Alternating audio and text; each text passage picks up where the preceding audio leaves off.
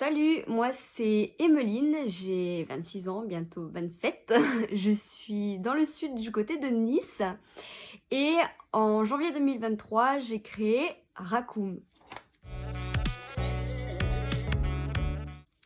Alors avant d'en arriver là, j'ai fait 5 ans dans le salariat en chargé de communication, chargé de mission. Moi je suis issue du monde de la politique, j'ai un master communication politique et publique que j'ai fait en alternance à l'Assemblée nationale et j'ai aussi un bachelor, donc une licence, troisième année, en stratégie publicitaire que j'avais aussi fait en alternance chez Airbus. Alors Raccoon, c'est un joli jeu de mots entre raccoon, le raton laveur, et communication. Le raton laveur aujourd'hui, c'est mon animal totem, c'est celui qui représente mon entreprise parce qu'il inspire des valeurs que je trouve magnifiques. Le raton laveur, il est souvent vu comme un animal qui va voler, qui est sournois, un peu comme le renard. Sauf qu'en fait, c'est aussi un animal qui est prêt à tout défoncer pour trouver une solution et à mettre sa famille, donc la tribu, à l'abri. Et je suis un petit peu comme ça aussi. Quand mes clientes, elles viennent me voir avec une problématique, je sais que je vais tout faire pour résoudre cette problématique et pour que demain, du coup, leur entreprise, ça roule et que elles aussi. Parce que je pars du principe que pour que ton business, il roule justement, il faut que toi-même, ça aille. Et ça passe par plein de choses.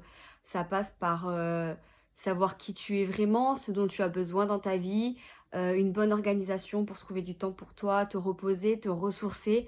Et tout ça, c'est ce qu'on voit justement dans mon accompagnement. Alors aujourd'hui, moi je m'adresse à tous les entrepreneurs qu'on considère de l'impact. Donc toutes ces personnes qui veulent que demain soit un jour meilleur, qui cherchent à justement, je dirais pas atteindre une utopie, mais à faire quelque chose à leur échelle pour que tous ensemble en fait ça ait une action particulière sur le monde de demain, que ce soit au niveau de l'écologie, du social, de l'enfance. Enfin vraiment là je suis pas arrêtée dans une catégorie de l'impact.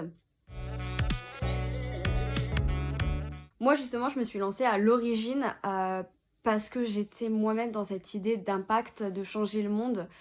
J'aime beaucoup la légende du petit colibri. Et en fait, moi, je voulais aider toutes les personnes qui sont en situation de handicap.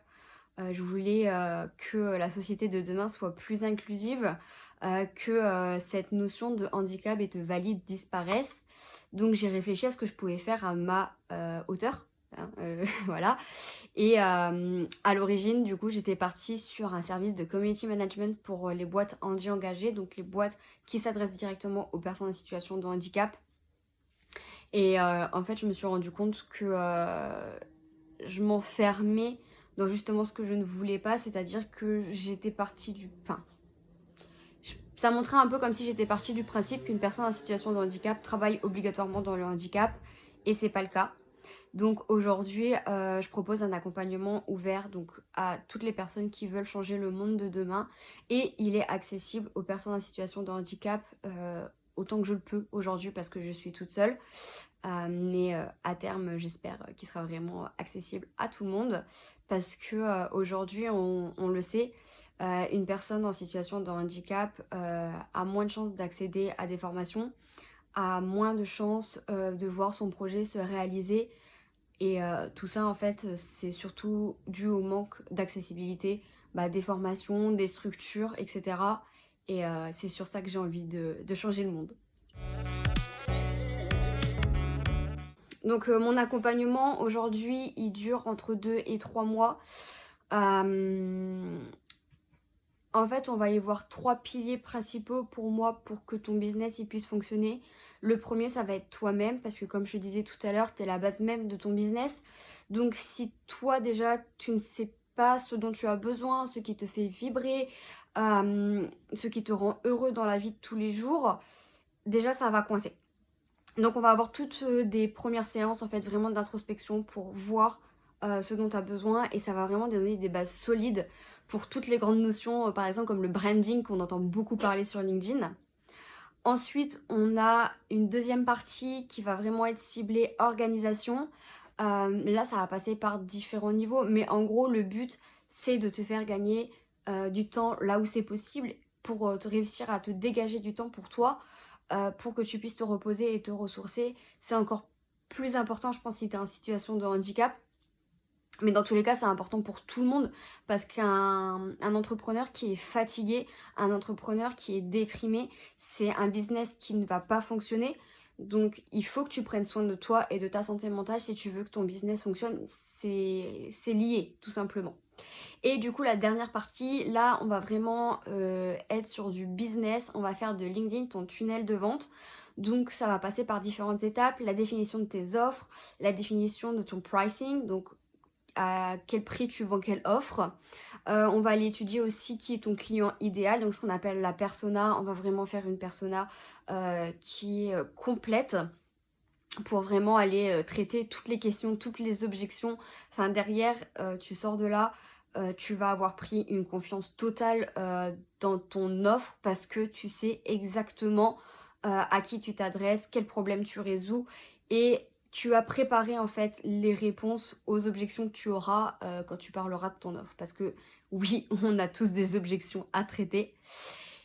Et après, bien sûr, bah, stratégie de contenu, calendrier éditorial, routine d'engagement, KPIs et tout ce qui s'ensuit.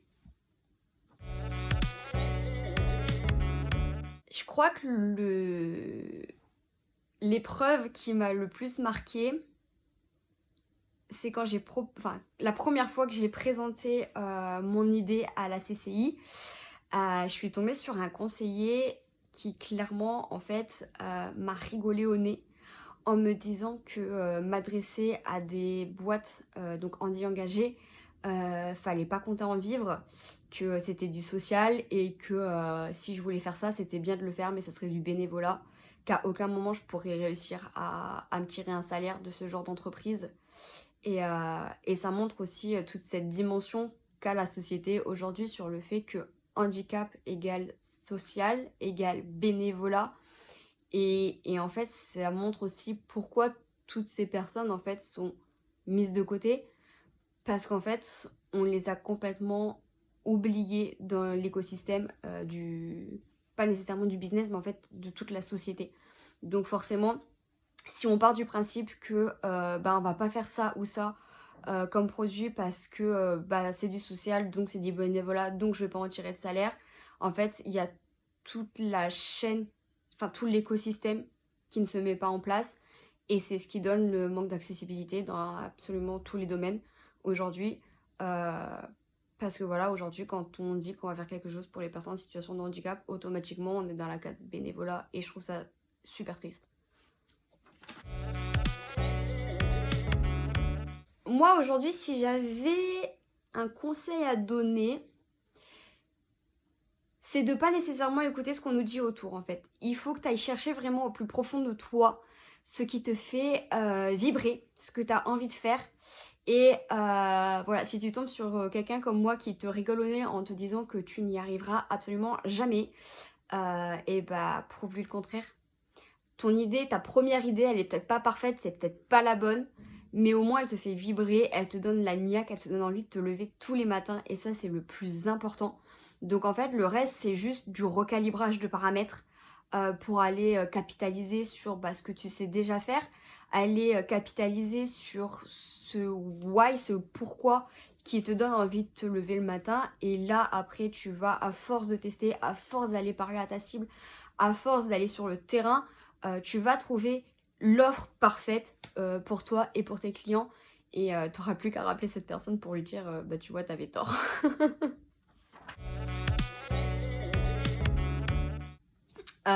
Franchement, quand je vois comment a commencé 2024, alors que là, aujourd'hui, on est le 4 mars, donc je sais pas quand sera montrée l'interview, mais en tout cas, j'ai tourné le 4 mars. Il s'est déjà passé mais tellement de choses. Juste, je suis trop contente en fait. Vraiment, je suis trop contente. J'ai passé ma première année vraiment à tester, à me questionner avec des grosses périodes de basses, à me demander si j'allais y arriver. Et là, quand je regarde janvier-février, que je vois comment s'annonce mon mois de mars, je me dis mais en fait je suis capable de tout. Donc tout ce que je veux là pour cette année 2024, c'est bah, vendre mon accompagnement, accompagner le plus de personnes possible à retrouver du temps pour soi, à retrouver des projets qui les font vibrer, à retrouver le bonheur en fait. Et voilà, c'est tout. Je veux mettre de la joie dans la vie des gens.